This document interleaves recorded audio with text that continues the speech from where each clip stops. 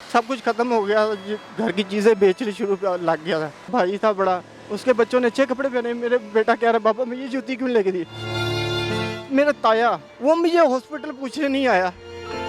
वो रोज़ाना मेरे से रात को पूछती है बेटा दवाई ले आए। जब मैं नज़र नीचे कर ले तो वो समझ जाती है। मैं इतना बेबस होया हूँ। ऐसे हाथ जोड़ दे यार, मैंने तुम्हारी गाड़ी का शीशा तो नहीं खड़काया। मैंने यार आपसे क्या मांगा है, मुझे जो आप कह रहे हैं माफ़ कर दो। अस्सलाम वालेकुम जी, आप देख रहे हैं लम्हा न्यूज़ और मैं हूं आपकी host fair affair. Sunday branch की एक नई एपिसोड के साथ आज हम फिर से हाजिर हैं और संडे ब्रांच के आज के हमारे ख़ास मेहमान इस वक्त मेरे साथ मौजूद हैं। इनसे चलते हैं, बात करते हैं, इनकी ज़िंदगी के बारे में जानने की कोशिश करते हैं। अस्सलाम वालेकुम। वासलाम। आपका नाम? अबरार हसन। मुझे थोड़ा सा अपनी ज़िंदगी के बारे में बताएं। अब तो जैसे हम देख सकते हैं आप एक जो है वो साइकिल पे हैं और ये हैंड फ्रीज और डाटा केबल और साथ ही गजरे बेच रहे हैं। ये आपकी ज़िंदगी की कहानी शुरू कहाँ से हुई? ये मैं एज ए गार्ड था साटन पेपर पे। ये 2019 को 12वें महीने 24 तारीख को मैं ट्रक के नीचे आया। उससे पहले मेरी बड़ी अच्छी लाइफ चल रही थी। मैं एज ए गार्ड था, नौकरी करता था। उससे पहले मैं दुबई भी रह के आया हूँ। जब आप दुबई गए थे तब आप सही सलामत थे? जी जी बिल्कुल सही सलामत था। अभी ये 2 साल हुए हैं मेरा ये हादसा हुआ है। मुझे ये बताएं कि आपके घर में इस टाइम कौन कौन लोग हैं जिनकी कफालत आपकी जिम्मेदारी है? मेरे 2 बच्चे हैं, मिसिज़ है और वालदा है और छोटा भाई है। पहले ज़िंदगी का गुजारा ठीक है? बहुत अच्छा गुजारा हो रहा था। जब से ये हादसा हुआ है बस कभी हो जाता गुजारा, कभी नहीं होता। बूढ़ी वालदा है, उनकी दवाइयाँ वगैरह भी लेनी होती हैं, घर का रेंट भी देना होता है, मगर इसमें नहीं हो रहा मेरा। फिर आपने ये कब सोचा कि मुझे अब घर से बाहर निकलना है, चाहे मेरी एक टांग नहीं है उसके बावजूद? हालात ने, जब मेरे बच्चे सब कुछ ख़त्म हो गया, घर की चीज़ें बेचनी शुरू लग गया था। जाहिर गल है घर में कितनी को देख कर आएगा मकान, और छोटे छोटे बच्चे, उनकी ख्वाहिशातें हैं, उनकी स्कूल की फ़ीस वगैरह, बच्चों की ट्यूशन की फ़ीस, दूध जो डेली का। जब वो पानी पीने पे आए और मेरा ज़ख्म था, जब मैं यहाँ पे आके नौकरी कर ये चीज़ें बेचने लगा, मेरे पास उस टाइम कुछ पैसे नहीं थे। यहाँ पे आया हूँ साटन पेपर, मैं कि शायद मेरी कोई हेल्प हो जाएगी। उन्होंने कोई हेल्प तो नहीं की। सामने एक दुकानदार था, उसने मुझे देखा, उसने गले लगाया, उसने कहा हिम्मत नहीं हारनी। उसने मुझे ये चीज़ें डाल के दे दी। उसने कहा बेचो, बेच के मुझे पैसे दे देना, करना जितने की चीज़ आई है उतने की मैं आपको दे दिया करूँगा और अपना गुजारा कर लिया करें। आप अभी पीछे ईद गई है, मेरे बच्चों ने भाइयों के कपड़े, भाई था बड़ा, उसके बच्चों ने अच्छे कपड़े पहने। मेरे बेटा कह रहा पापा मैं ये जूती क्यों लेके दी।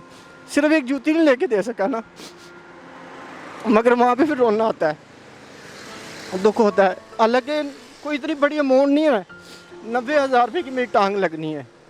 90,000 रुपये की आपकी टांग लग जाएगी? जी, और मेरे से वो नहीं हो रहे। मैं चलो 90,000 की कोई टांग लाऊँ, कोई नौकरी कर लूँगा, चलो किसी पर जॉब कर लूँगा, किसी दुकान पे खड़ा हो जाऊँगा। सगर मेरा ताया जो मेरे खून है मेरा, वो मुझे हॉस्पिटल पूछने नहीं आया। वो मुझे नहीं पूछने आया, ये कुछ देना पड़ जाएगा उसे।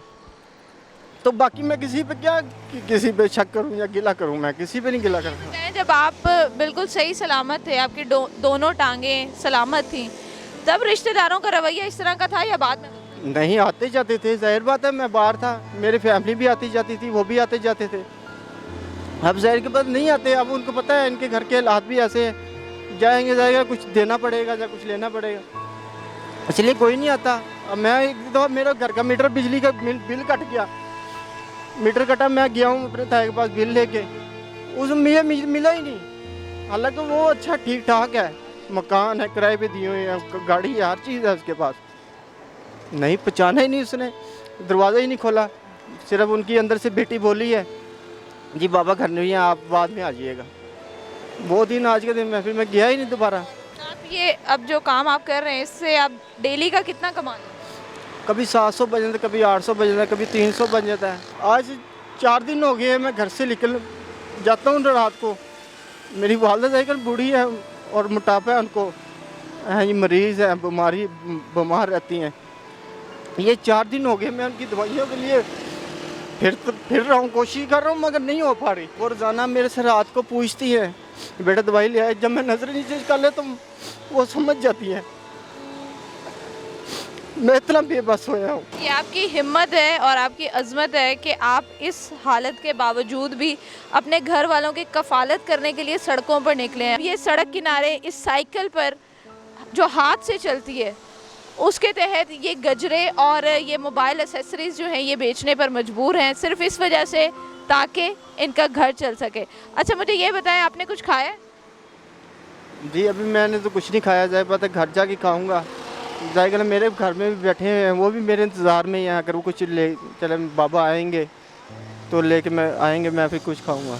बाज़ टाइम इतना दुख होता है ना ये इन गाड़ियों पे, ऐसे हाथ जोड़ते यार मैंने तुम्हारी गाड़ी का शीशा तो नहीं खड़काया, जैसे आपसे पूछा है पूछ के यार पूछा है सर लेना है, आपने कहती नहीं लेना, वापस मुड़ जाता हूँ। ये हाथ जोड़ने का क्या मकसद है?